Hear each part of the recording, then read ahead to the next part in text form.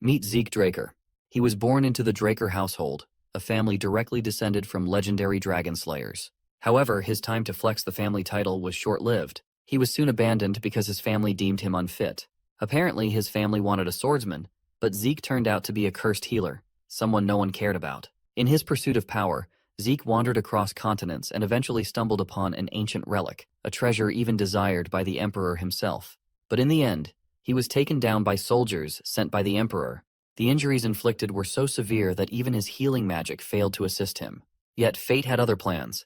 The ancient relic he had stolen triggered an upgrade system that allowed him to regress to a younger age with these newly granted ancient powers awakened inside. And from this moment on, his real story begins at the Draker household's training institution, the Cradle. Before diving deeper into Zeke's story, it's important to understand the background of his family.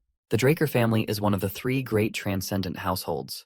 This renown stems from their ancestor, Tarakan Draker, the hero who saved the land 1,000 years ago by slaying the evil dragon Bahamut.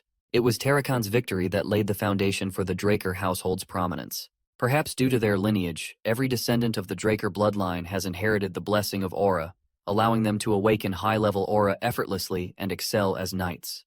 That is, until Zeke came along.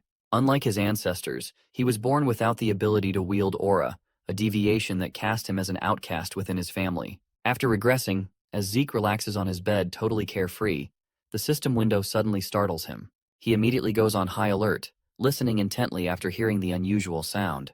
However, after scanning the room and finding no one, he convinces himself he might have just imagined it. But then, a few more system windows chime in. Out of all the system windows, one particular system has the juiciest detail. It goes on to announce that Zeke's soul has received the will of the Elder Dragon, and it has been merged completely with his soul. Soon enough, Zeke is also granted authority over part of the system. And as soon as the activation is complete, his eyesight is swarmed by a plethora of system windows. The first window displays his overall stats, including his class, skills, and a unique skill category labeled Draconian Skill.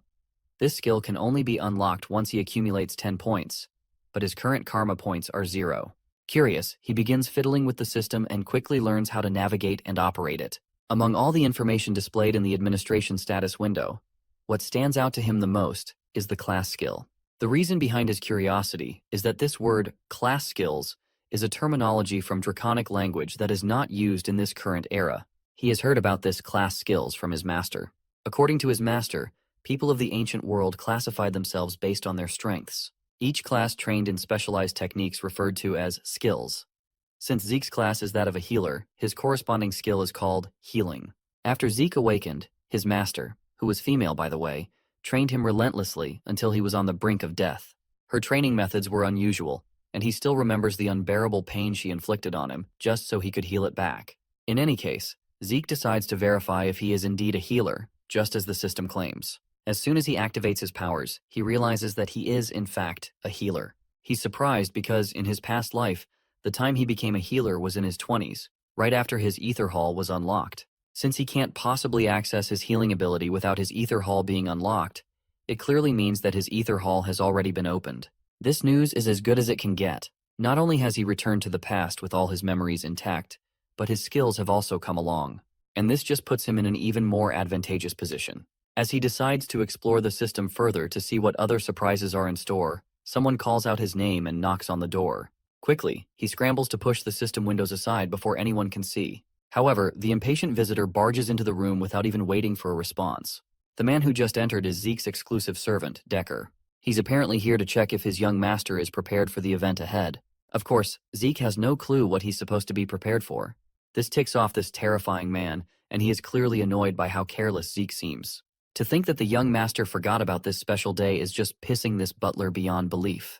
The poor guy, on the other hand, begins to tremble instinctively under Decker's intense gaze. Now that Zeke thinks about it, he recalls that, in his past life, he was always afraid of Decker. Even though his mind is that of a 32-year-old, his subconscious can't shake the fear instilled in this body.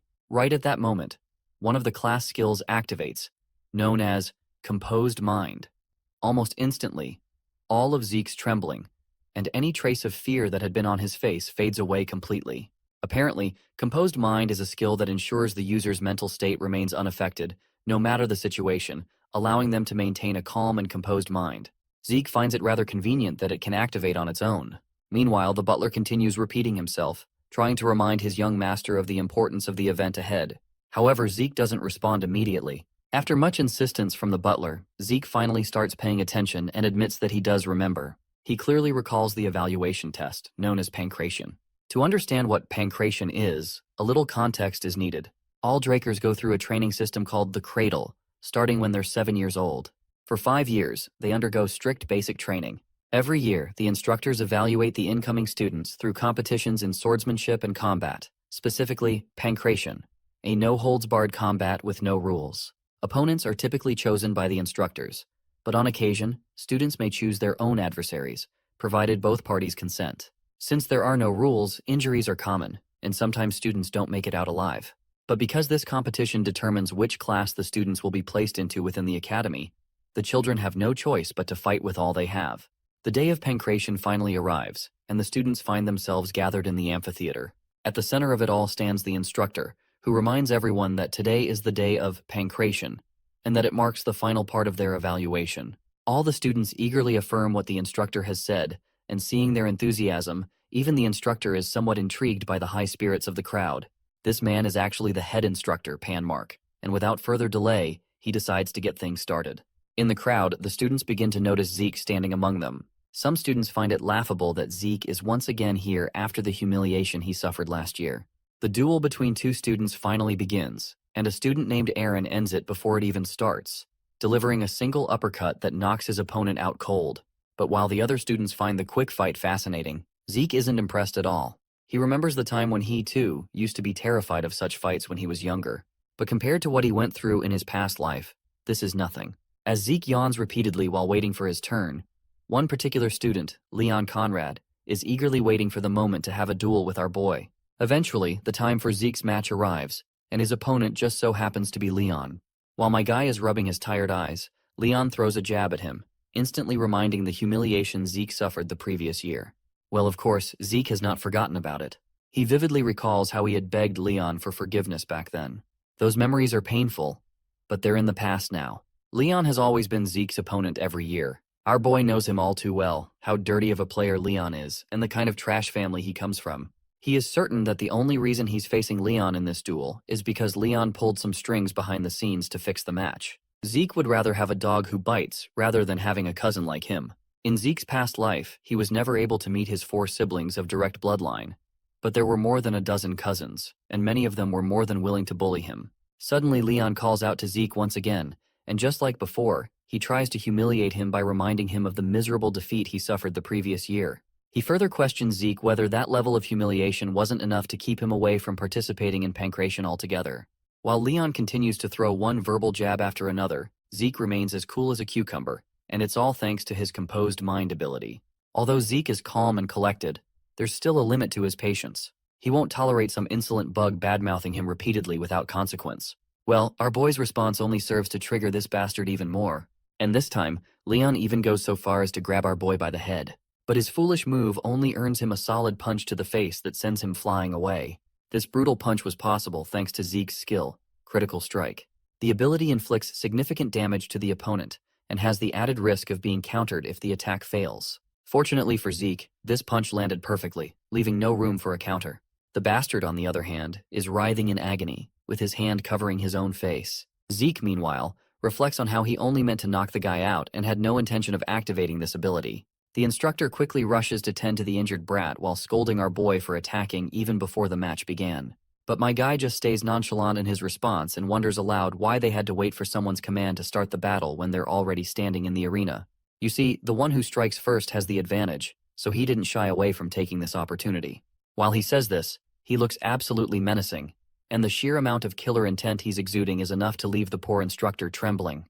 Meanwhile, Leon just assures the instructor that everything is fair game and tells him to just let the battle begin. After all, if Leon steps back on a moment like this, it would be way too humiliating to bear. As soon as the instructor gives the signal, Leon recklessly charges at his opponent.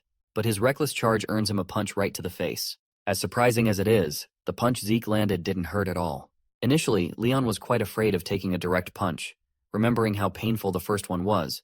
But realizing this punch didn't hurt him at all only fuels his foolish confidence. All he has to do, he thinks, is put his guard up, and Zeke won't be a threat at all. Leon quickly notices our boy using his left hand for a counterattack again,